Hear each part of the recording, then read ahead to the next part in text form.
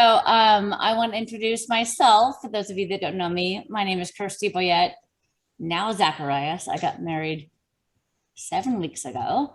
And I want to welcome you. I'm the executive director of the State Theater, and I am loving this job. And we've been around for 86 years for almost continuous operations. So I appreciate you guys being here. This is our 5th of 5 virtual educational seminars, and it's been a great pleasure to work with Randy and Arnold in planning this. We are open on the weekends, Thursday through Sunday. We've got a lot of exciting things coming on, so I encourage you to check out our website, thestate.org. Trying. And oh, sorry, hold on. Oh, sorry. Get to the Maltese Falcon. Oh. Well, the State Theater is supposed to be projecting the Maltese Falcon, but I tried the link and nothing's happening. I'm seeing a bunch of people talking. We are doing a Q&A about the Maltese Falcon. So sorry, I should have, yeah. So we are doing, we've got some great actors, some great people that know a lot about the Maltese Falcon, and we will go there shortly. But again, my name's Kirsty, and I'm gonna turn it over to, so this is a webinar. So put your questions in the chat box and no, sorry, in the Q&A, and at the end we'll answer all those questions. And now I'm going to turn it over to Arnold, and they will introduce our partners at the Gallo Center Repertory Company. Yeah, well, hi everybody. As Kirsty said, this is our 5th Noir, if we count Arsenic and Old Lace, which we're slipping in there because there's dead people in it.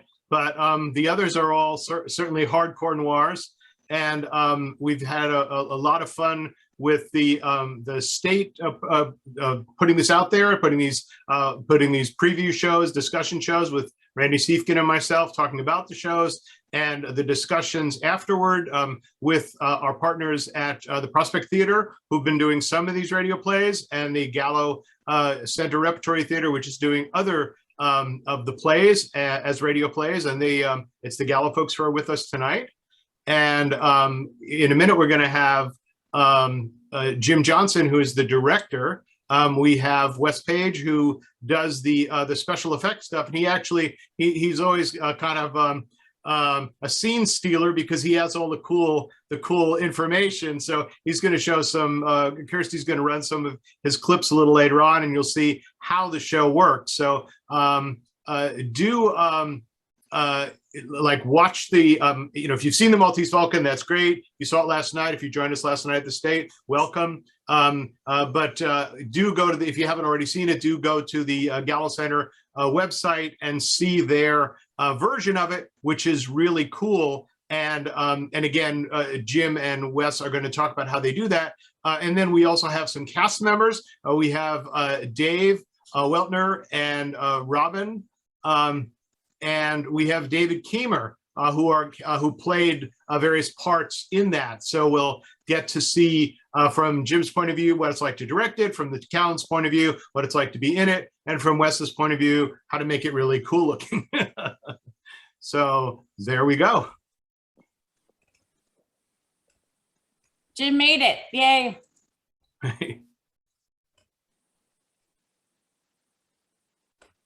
All right, Jim, tell me when you want me to share my screen. Oh, I think I made it. Am I in? You made it. Good. Most of your head's in. The rest of your head is following. I'm using my iPad. Oh, good. Jeez, sorry about that, guys. Yeah, I heard Scorsese's going to do that on his next picture. It's going to be great. What's that? I heard Scorsese's going to do that on his next picture. It's going to be great. Mm-hmm. Mm-hmm. Jeez. Let me maybe. Oh, that's better. Is that better? Oh no! What's there? You go. We lost you. Well,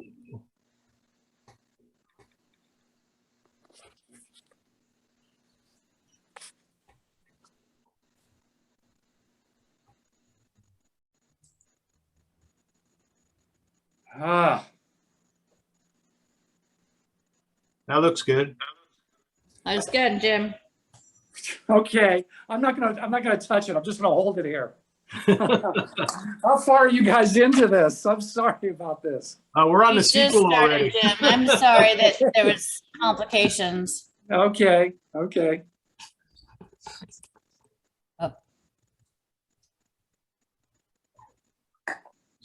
All right, so Jim, take it away. Tell me when you want to show the videos. Okay. All right. Jim is taking it away. Now, first thing I want to do is I want to thank everybody for giving us the opportunity to do this. This has really been a lot of fun. So thank you, Kirsty, State Theater, Modesto Film Society, and all of you. This was, Wes Page and I produced 8 virtual theater productions. And this was one of our earliest ones. Actually, it was the second one we did. The first one was The Fall of the House of Usher. So I think it's safe to say that our productions got better and better as we went on. I'll let Wes talk a little bit about that in a little more detail. But this whole idea came about when a playwright contacted me and invited me to watch a Zoom performance of a play that he had written called Church and State, which we had done here in Modesto. And it was 4 actors that were doing the whole play via Zoom. They were in 4 different locations. And so I thought that was a cool idea since we couldn't do anything else. And I asked Wes if we could take some old radio dramas and do them in a Zoom setting. And that's where Wes said, no, let's up it a notch and do it as a virtual theater with actors and special effects and green screens and so forth. And so that's how the whole project got started.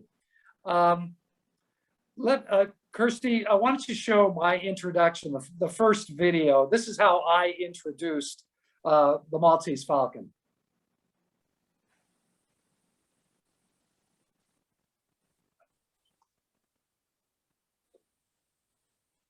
I'm not hearing. You're muted, Kirsty. Kirsty. Okay. Okay, show the first one. Okay. Tonight we present a seminal story of detective fiction, The Maltese Falcon by Dashiell Hammett. Our story describes the search for a priceless statue, torn between loyalty to his murdered partner and his opportunity for personal gain. Detective Sam Spade finds himself led through a variety of San Francisco locations, dealing with very shady characters. Hammett himself once worked as a private detective for the Pinkerton Detective Agency in San Francisco, and he used his birth name Samuel for the protagonist, Sam Spade. Hammett called Spade a dream man, in the sense that he was what most private detectives would like to have been, and in their cockier moments, thought they approached. Other characters in the Maltese Falcon were based on people who Hammett had met or worked with in the 1930s.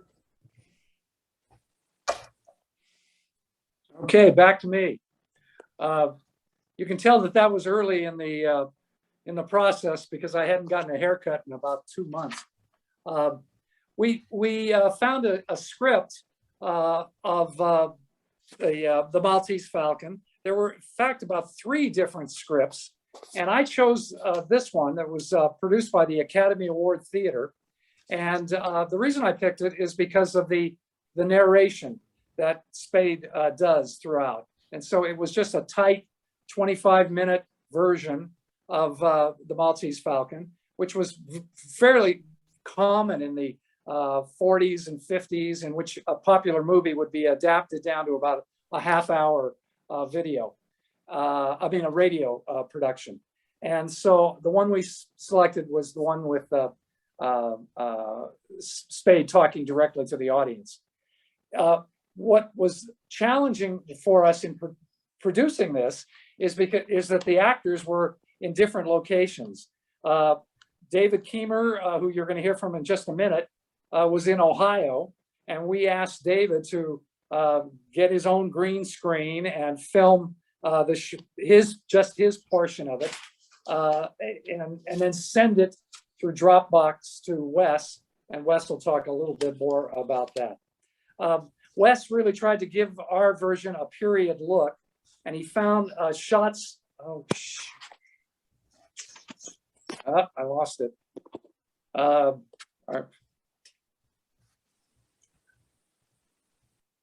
We can still hear you.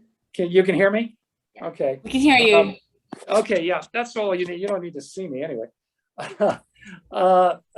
Wes found background shots of Sam Spade's actual office from the movie. And that's video number 2, Kirsty. Can you show that one? All right.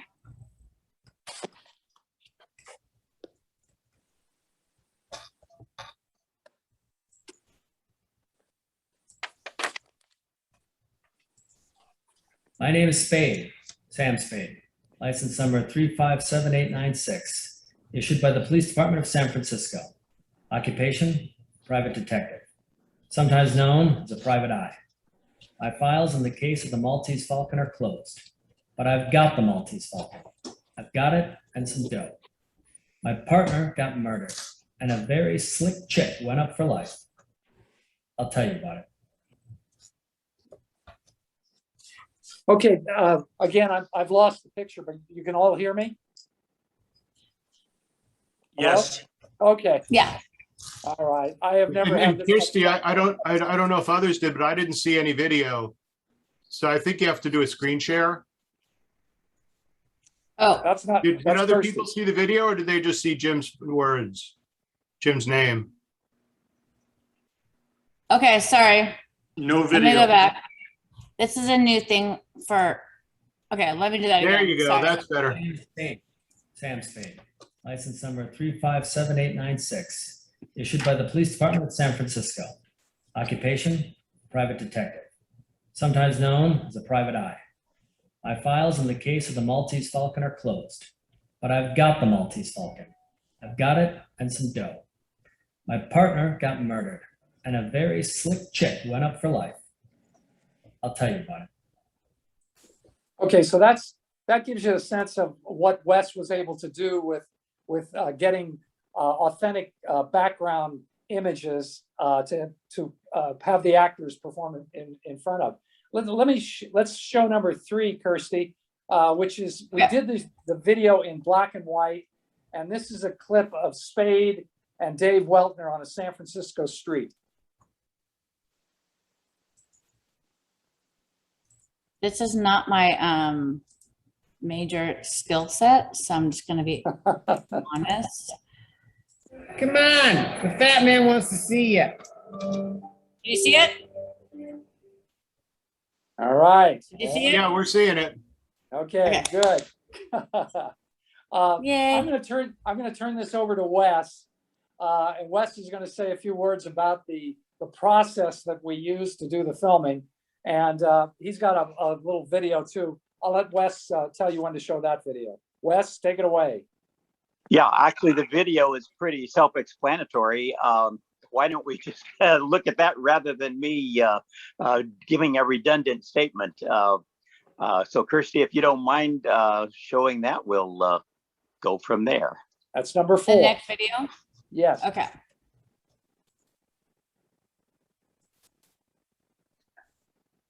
The Gallows Center Repertory hold Company on. is continuing to produce virtual You theater can't see it. Hold programs. on.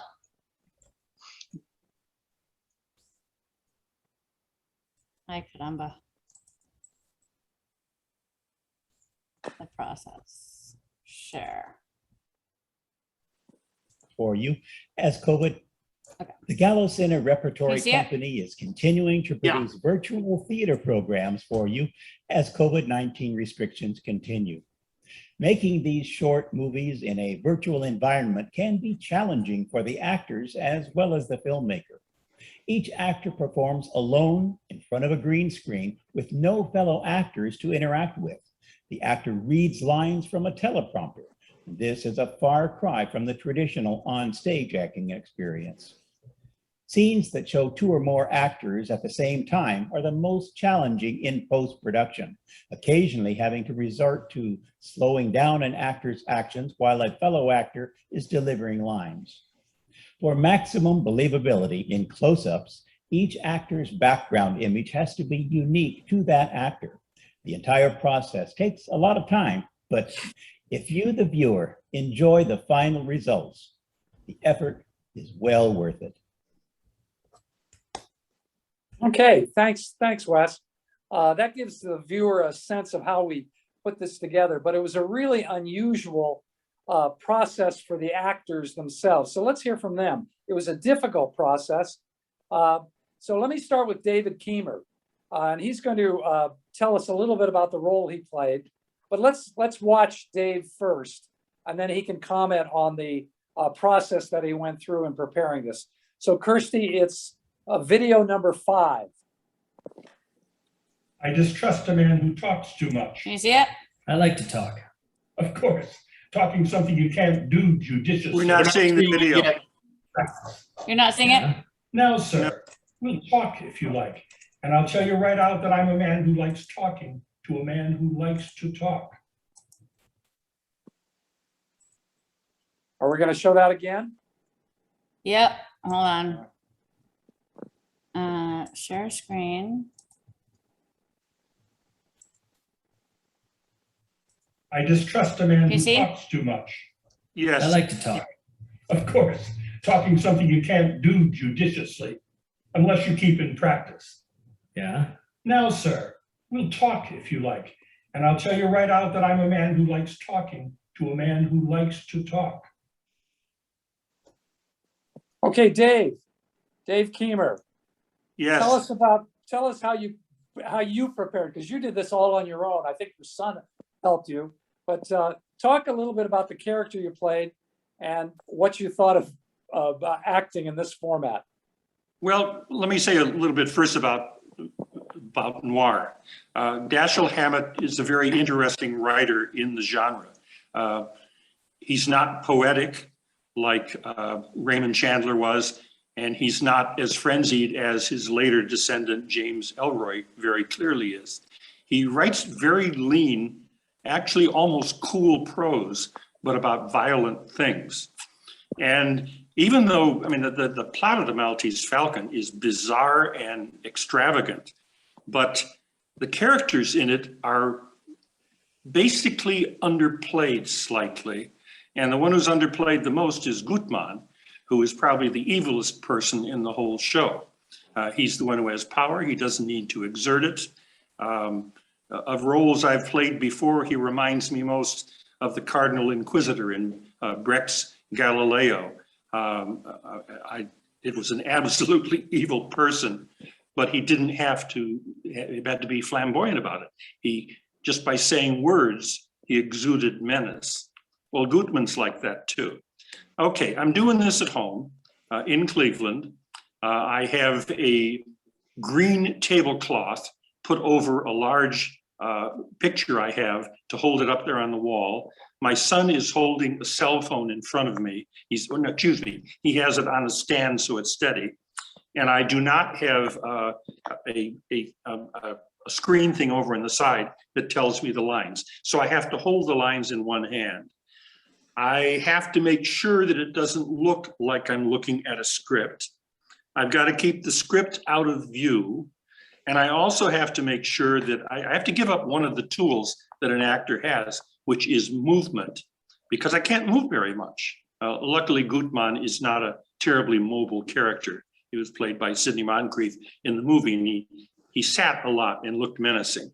But I can't move, because if I move, I'm going to screw everything up when this goes to be transferred.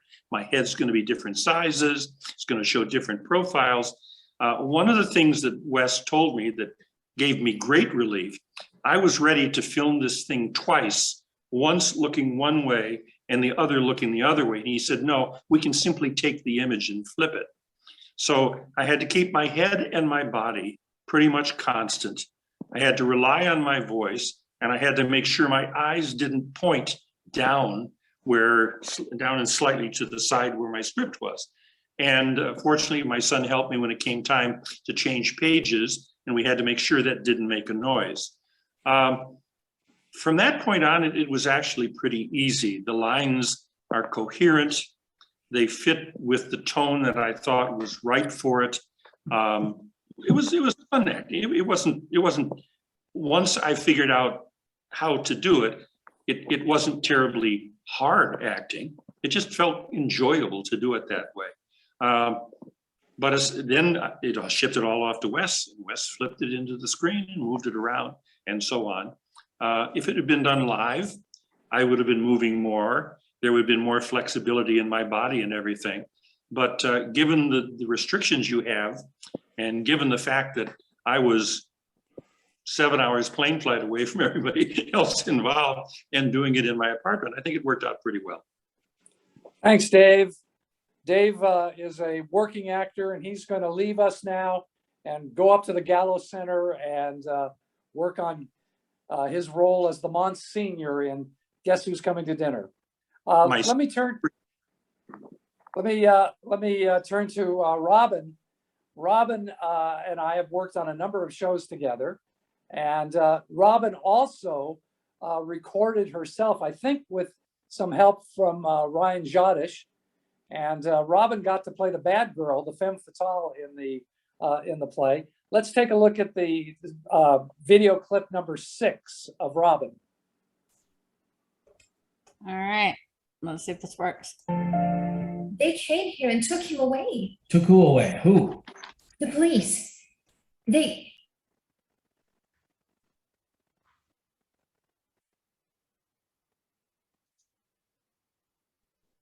Did we lose something? Suppose I wouldn't tell you anything about that. Sorry. What would you do? Something wild and unpredictable? Sorry, Robin. We'll give you a second chance at this.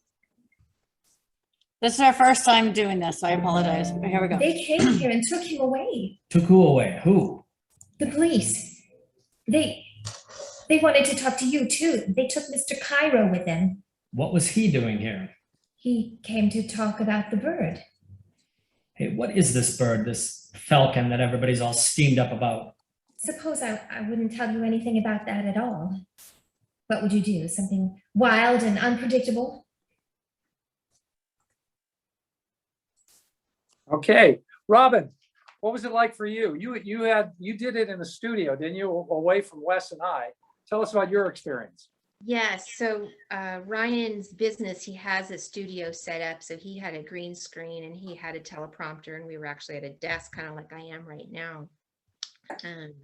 And we were, 6 feet apart. He was on the other side of the room. But what was not, so that was an advantage for me because Ryan could do his lines with me. So I wasn't, when I worked on the Christmas show, when we did Father Knows Best, I was just doing all of my lines one right after the other. But with this, I actually had interaction with another actor, which was wonderful. That was just really, really great. Especially because I feel like the relationship between Sam and Bridget, I don't know, there kind of needs to be chemistry. There kind of needs to be a little bit of romantic tension, what's really going on kind of thing. And so that was challenging for me, just a lot of the things that David Keemer had just mentioned about, it's theater, but it's not. So it's more like, okay, I'm looking my eye line is just past where the camera is. So I could look right here, right at the camera, or I can look off over this way as if I'm talking to someone. So that was all challenging. That was all kind of like, okay, I hope I'm doing this good, and hopefully Wes can fix it. Which you did, if we needed to be looking the other direction, you were able to flip our image, that's a pretty cool, sneaky technique. So I think for me, the biggest challenge for the character is, and I just realized now I'm looking at my own picture on my screen, or if I look over here, I'm looking at all of you now. I think the biggest challenge for me for the character for Bridget, I was raised that you don't watch someone else's work. So I didn't brush up on watching the Maltese Falcon, even though I watched it, as a kid. growing up, probably on KTLA in Los Angeles, maybe on a Saturday afternoon, chock full of a ton of commercials, right? So I didn't do that. So I just wanted to find, you know, who Bridget was inside of me. And I'm not bad, Jim. Well, I know you're not bad, but the character. Oh, Bridget is not bad. She is not. She's manipulative. She's just a girl trying to survive the best way she knows how. There you go. Hey, I've got a question for you. You look so authentic. You really established that 1940s look with your hair and your makeup and your costume. You did that all yourself. We didn't help you at all. I did, and that is a big challenge for me as an actor. That is one of my least favorite things to do for costume and makeup. I'm like, someone else please help me. So that was a big challenge, but I actually had an authentic hat that a grandmother I had from one of her collections. So that was a fun thing for me. I always like to include something of someone from my family, like on me whenever I'm acting. So I got to do that, which was fun. And I think too, because we did go ahead and transferred into black and white, that was really cool. I think that made the biggest difference. It did. You did a terrific job. And I think your acting, I won't use the word bad girl, but you were so sweet and flirty with Sam Spade, and then he finds out at the end. That's acting. That was really good. I enjoyed that. You did a wonderful job. Let's move on to Dave Weltner. Dave, let me just say to the people listening, before Dave and I started working together, he was always cast as the nicest, most clean-cut, happy-go-lucky guy. And I think I created a monster when I cast him in To Kill a Mockingbird as Bob Ewell, because then after that everybody saw him as a racist and a mean guy, and so in this one he gets to play the really mean criminal guy. Let's take a look at the video. That would be number 7, Kirsty. There it is. Do you see it? I can see it. All right. Look at that face. No, the right. It looks mean.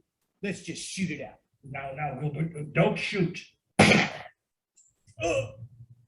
There, Gunzel. That'll take care of you.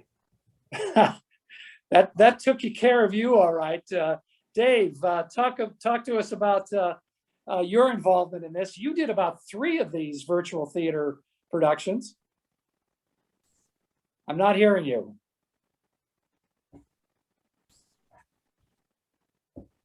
He's muted.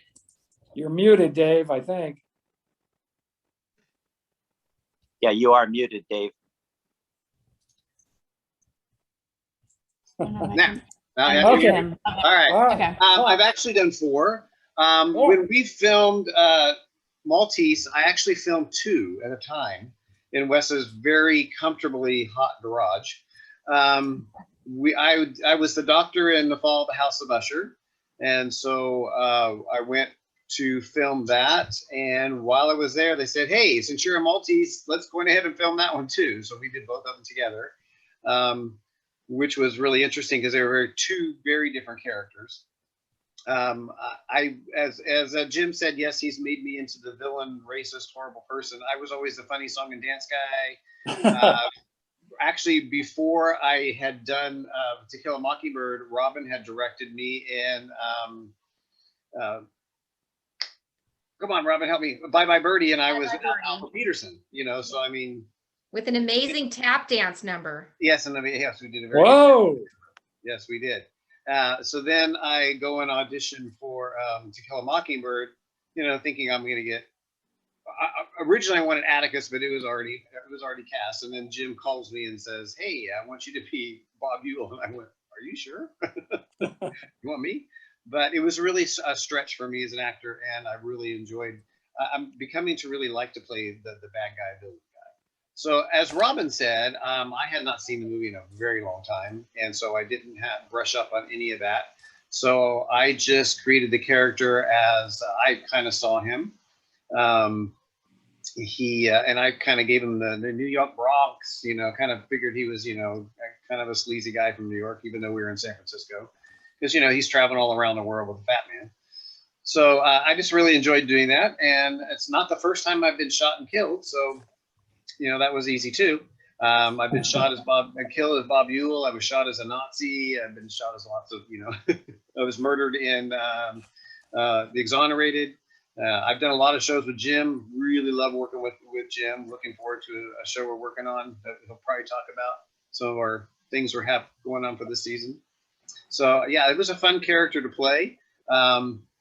The first time I'd done anything, I'd done some film work before, so I knew you had to be in that shot with the camera that David was talking about. You can't move around, because the first film I actually auditioned for, they said, "Hey, you did great, but you got to stand still," because I was all over the place. I was always used to doing live theater. So that was a thing getting used to. Fortunately, I had some of that practice already. And we didn't, at that time, have the great teleprompter that Wes eventually got later for us and some of the other shows that we're in. And so we just had our script on a music stand in front of us. And so trying to do that and see it and without my glasses and trying to figure all that out. So yeah, so I've really enjoyed doing the different 4 productions, and I've really gotten to know Wes's garage really well. Yeah. And feeling the heat. I remember feeling the heat. Oh, when we did Arsenic and Old Lace, it was probably 110 outside. It was 2 PM, and I was wearing a wool suit. It was really lovely. You did a great job. You did a great job. Thanks, Dave. Wes Page had a cameo in it, and let's take a look at the cameo. Wes, you want to set it up for tell what you're doing? Well, Let me with small parts like that, like someone dying or whatever, and that's all they have, no lines. Rather than casting somebody and having them come in, we just kind of filled in with, I think, Jim, didn't we do a cameo with you? It seems like. Anyway, we just kind of filled it in with so I got to do a little cameo there. I think in some of the other ones, I was the waiter or the butler or whatever. It's fun. And I really want to make a comment about all the actors, especially in this particular video. You really were pioneers, because we were all, including myself, kind of learning as we were going. And I thought you all just did a fantastic job of adapting to a new way of acting. So I commend you all for that. I just, it's not a typical stage production, obviously, and you really stepped up to make it something special. So I appreciate everyone that was a part of this. Well, you were one of the actors, Wes. So let's, Kirsty, let's look at number 8. This is Wes Page's death scene.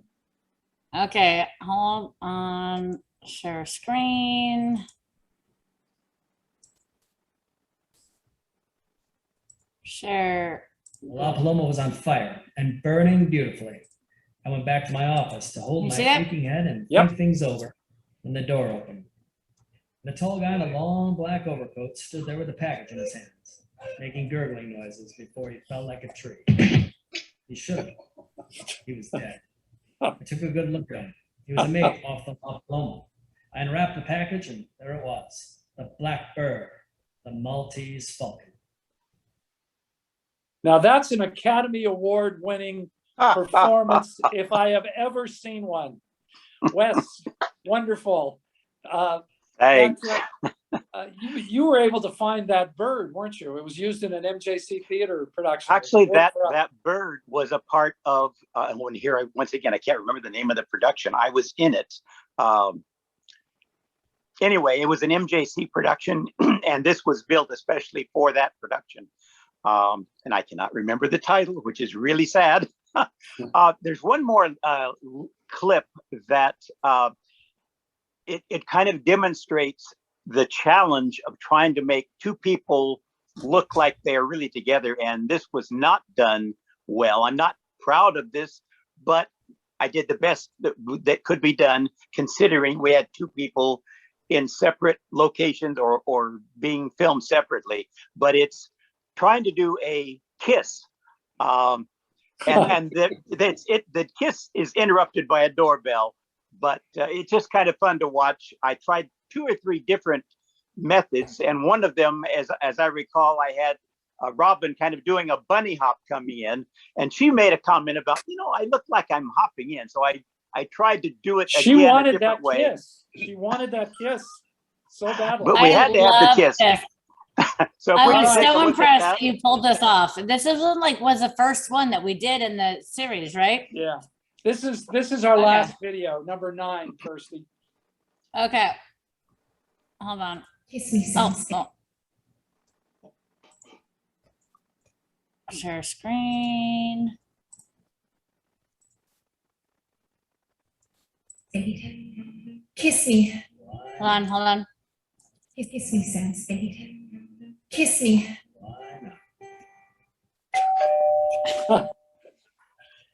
Happens every It time. worked. It worked, Yeah. given the It circumstances. totally worked. I will Yeah. replay it just because it's so cool. Kiss me, Okay. Sam Spade. Kiss me.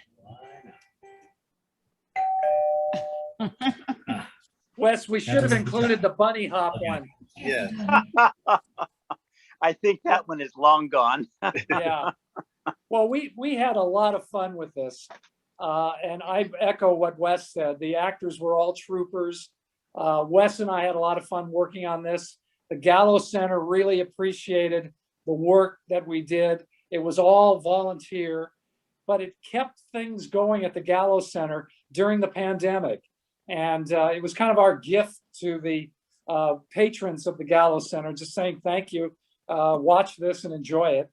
And the only thing that I missed in our adaptation, at the end of the movie, Bogart has the famous line. He looks at the bird and he said, "This is the thing that dreams are made of." And that wasn't in our script. We should have written it in, Wes, I think, or put it back in.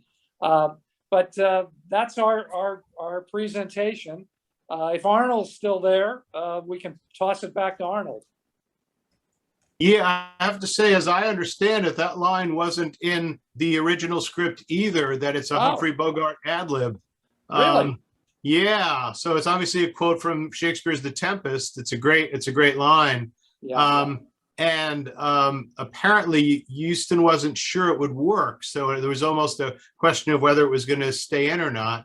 And ironically, it's become the iconic line for the film. It's really a great line. And he, the look on his face is really good as he's doing that. It's really something. Yeah. Bogart had a lot of memorable lines that we remember, did he? Yeah. Yeah, it's really quite good. And I have to say, going back to Dave Keemer's comments about the Sidney Greenstreet character, in the book, he's actually a much more evil guy, because one of the things that comes up in the movie and in the play is that when Wilmer is going to go over, they're going to give the Gunsel over, that he says, "Well, I love you like a son, but you can get another son," as though that means something. But in the movie, in the book, he actually has a daughter. And she's involved in tricking Sam Spade to at one point they actually drug her, and it turns out to be a scam that she's in on it, but they actually do apparently the Wilmer character sticks needles in her to make scars, and so it's a really weird S&M crazy kind of scene. Yeah. So he's in other words, when you think of that, it changes the whole notion of him saying, "I love you like a son," because God help us, if this is how you love your daughter, imagine how you love your son. So the book is obviously a lot edgier. In the movie, when Greenstreet palms the bill and tries to get the Sam Spade character not to believe Bridget that she's stealing it. In the movie, he just asks her and she says no. In the book, he actually strip searches her, which I think is obviously couldn't have been done on film, and I think was part of the noir, the Pulp Fiction, trying to make it a little bit edgy in that way. So in some ways, the characters are I want to say a little bit more three-dimensional, only because they're a little bit darker. But you can kind of only go so dark, and certainly the character of Joel Cairo is very explicitly gay. And in fact, in the final scene when he's in the movie where the Gunsel has been shot, and and Cairo is holding him. In the book, he's actually physically holding him and talking to him, and it's implied that there's at least an attraction between them, that possibly they were lovers throughout. So it's a really interesting. There's a lot of edge to it. But there's only so much you can do on screen, and there's only so much you can do in a radio play. So you can't do it all. Yeah. All right. Well, it's been a lot of fun. And I just unmuted all of our attendees, and I see that Rick's unmuted. I see Barbie's there, and Catherine Anderson. And I know, and Randy's here. Somehow he wasn't Randy's attending. back. I'm unmuted.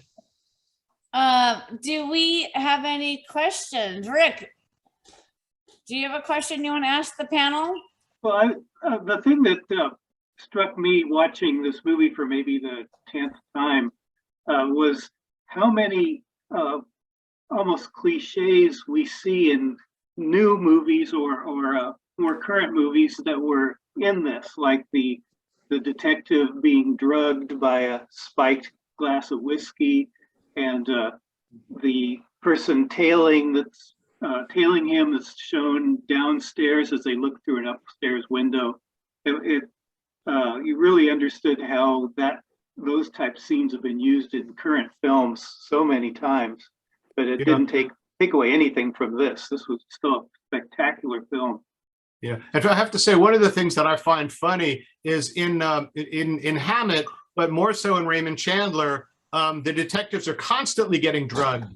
In fact, I think Kill Me Deadly or Lady of the Lake, he's drugged like 3 times, and it's kind of like, good Lord, figure this out, And I think part of the idea, at least for Chandler, is that these are guys that can take a beating and keep going. There's something kind of macho about that. But yeah, it seems to me you're with bad people. The last thing you would do is, hi, got any poison for me? Let's have a drink together. Sure, you could trust me. Wink, wink, elbow in the ribs. But it is a trope from the books as well as a trope from the movie. But it certainly does get picked up all the way through that, the trench coats, and then what we would think about is the German expressionist lighting. The cinematographer on this, Ed Edelson, was also, as I mentioned last night, the cinematographer on Casablanca, the cinematographer on Frankenstein, and the cinematographer on All Quiet on the Western Front. That's quite a really resume. does different stuff, and he's really great. But the night shots, the shooting through Venetian blinds, reflections of lights coming in through the window. Usually we have rain, which we don't have here, but we have in a lot of other noirs. So yeah, a lot of the tropes that we would see that get, if you think about the Untouchables, there's so many movies that, that are done later, that either pick up these tropes explicitly or implicitly. That notion of neo-noir is very much with us. And, think about something like Blade Runner, is totally a noir, a neo-noir. It's just set in a different place. So David Thompson says this is really a noir and a screwball comedy combined. Do you think? It is, as Jim has pointed out, that there are some wonderful comedic lines in the film. There's a lot of comedy. The scenes with Bogart and Cairo are certainly funny. The scene with Bogart, the line when he takes the guns out of the Gunsel's pockets and says, "This will put you in solid with your boss." There's a lot of very funny lines, a lot of lines that I think are played, and moments that are played for comedy. So, question, Jim, you, I think, outlined why you picked this particular film. Sorry, Randy, to interrupt. I need to step out because we've got a concert in the theater. I need to go introduce everyone. So I'm gonna let you guys continue this conversation, and I'm gonna go welcome George Michael. So thanks, Kirsty. 2 different genres, but yes, thank you. This has been an amazing night. Thank you to the actors and Arnold and Randy for facilitating this whole season of film noir. So thank you, and I appreciate everything that we've done. And this was created during a crazy time, and I'm happy to have people here during this less than crazy time. So thank you. Thank you. And I'm stepping off. But Good. And Randy, George just before, Michael's waiting for me. Pardon? no, I was talking to Randy. Yep. Randy, before we go forward, my door. just another comment about the screwball comedy. As a genre, the screwball comedy is really about marriage. You know, the whole idea is that there's a guy who doesn't want to get married. I think we're competing with George Michael. Oh, no. Kirsty's video is off So in enough. So don't mind me. We need to train her. Yeah. Can you mute her? Hey, Randy, you had a question for me. I've got to run Okay. too. I've got to go up to the Gala Center, but I want to answer your question. So my question was about whether Spade was an anti-hero here. Oh, because you have to get in there first. That's the way I viewed him. Yeah, he's a pretty resourceful man, but he's got a mean quality about him, and somebody you wouldn't want to mess with. And the way he treats Bridget and at the end, and seems to have fun doing it. So yeah, I would say he's definitely an anti-hero. Yeah, and having an affair with his partner's wife, et cetera, et cetera. So, yes. Yeah. Okay. Although, I'm gonna have to say goodbye, everybody. I've got to get up to the Gala Center, but this has been a lot of fun. And let's do it again. And let's do it again. Yes. Okay. Play it again, Sam. You Jim, got it. Good night. Thank you for giving us actors a gift, not just the audience, not just Yeah. your paper. It was a gift. Thank you guys for helping us, explain the experience, because, look at, you're on the other side of the screen, and I think it's really important as an audience, we don't have that perspective. It's really valuable. I would like to see these continue if possible. I'm thinking of people that can't, get to the theater or even get to the movies, because of different things. I think these virtual theater things are a great thing for a lot of people to be able to enjoy in their home. Yeah, I have to say, the thing that I've done, not in addition to this, I've done a children's play, and I've done some other stuff online as Zoom productions, and it's wonderful. I did a Pirate Mermaid play, and I had actors in New York, in Washington, in Atlanta, and out here. And when you're on Zoom, we're all in the same time zone. It's fantastic. And I'd never be able to, those people would never be able to work together. Right. It's really cool. I'm also thinking of some actors. My daughter was Eve in All About Eve, and she's also in the Father Knows Best one. Well, she's a mom of 2 toddlers, lives in Sonora, so she can't do a lot of that, but she can, give a couple afternoons and be able to do her character and can continue to do her craft that she loves. Yeah. And there's a good deal of product out there that's accessible in the public domain that we could take advantage of. So between the state and Arnold's resources and the Gallo and the Prospect Theater Radio Cavalcade, I see great days ahead. Yes, I agree that we need to keep this going and learn how to perfect what is this hybrid is a new genre in itself, Right. because it's visual radio, which is kind of if we could be on the cutting edge of, well, what does this genre look like? What can the audience expect? I think that would be a really great thing. Yeah, no, and I have to say, I think, one of the things that I expect to come out of this is technology that'll allow us to do that. I have seen portable green screens. It's a little, somebody's selling them. They're about $400, and it's a little box that the actor stands in, and it's 3-dimensional, so it projects all the way around. And I don't know if it comes with a mic or it's mic accessible. So in other words, I think the technology, people have figured out this is a way to go. And the limitations, I think, are, what Wes is doing is incredible, and that's a totally different animal. But just doing a straight Zoom production, I think once you get the green screens in, And I've seen really good productions where people will hand a prop across and the other person will get it. And that's really just a matter of timing and lining up people's eye lines and things like that. And it seems to me the big issue is sound and making people have good mics, and then some kind of sound effects. You know, we don't have ambient sound. I don't know, it always sounds kind of tinny because we're, you know, as opposed to if you're in a theater. But I think that people will figure that out.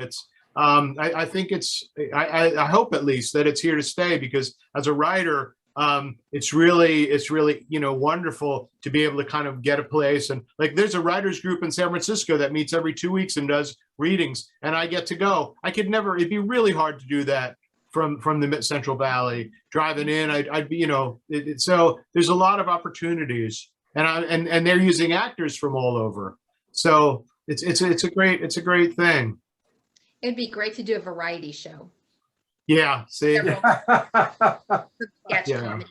Yes. And I've wondered why variety shows don't come back. I mean, we all grew up with Ed Sullivan and, you know, all of those. And it seems to me that somebody really snarky, you know, could do a cool variety show and really make it fun. So I think that would be it'd be a fun project. David, you're pretty snarky. Oh yeah, I can be pretty snarky. Yeah, I can totally see that. Well, I have to say, I'd like to see the tap dancing. I'm a big fan of tap dance. I'd like to see that. So We might have a video of that show. Oh, okay. I'd like to see it. Public consumption, but maybe a private showing. That sounds like fun. That sounds like fun. I see it now. The big show of 2020. Yeah. Yeah. Yeah. Sullivan. So. Well, thanks so much to everybody for doing this. This was great. And thanks to the Gallo Center, thanks to the Prospect Theater, thanks to all the actors and Wes and Jim and everybody else who's done this, and Randy, who's been my compatriot all the way through here. And Wes. As we go through, and don't forget Wes. Oh, no, I thought I said, yeah, definitely Wes. Yeah. Who makes the magic and gives us these cool clips. Mm-hmm. Who says, why don't we? And he says, sure, we can do that.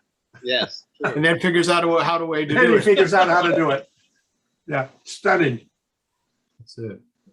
Right. Well, thank you so much for having us. It's been a pleasure. Yes, take care and see you at the movies. We can start to do this kind of stuff live. And I have to say, it'd be a lot of fun to do, whether it's at the Jewel or whether it's in the main theater, to have a discussion. I mean, one of the things that Randy and I have talked about is, you know, a group of people who get together and just talk about film. And, you know, to do that, like in terms of a screening, and maybe go to a restaurant before and watch a screening, or, you know, incorporate, you invite the audience. I mean, it seems to me that there's a social aspect to this that we're not, that people would like, and it isn't really, you know, available to them yet. Yeah. So, well, check out Laura's Miscellaneous Musings, and you might invite her to come up. Oh, that'd be great. She's in Monterey, is that?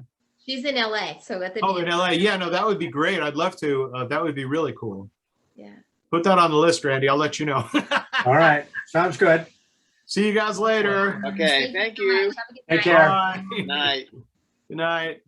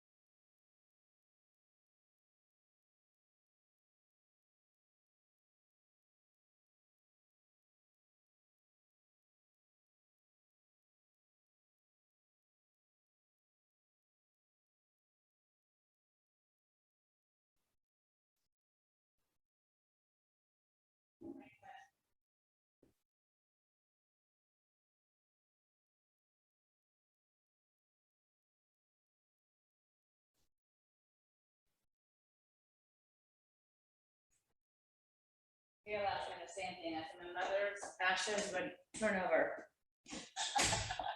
If you wore a suit. She would. Yeah, I know. If you could grab my blue blazer, the one you know the ball and it still looks good. Okay. Can you Text you. text me? Yeah. Okay. Sure. What time do you think you'll be home, babe? I don't know.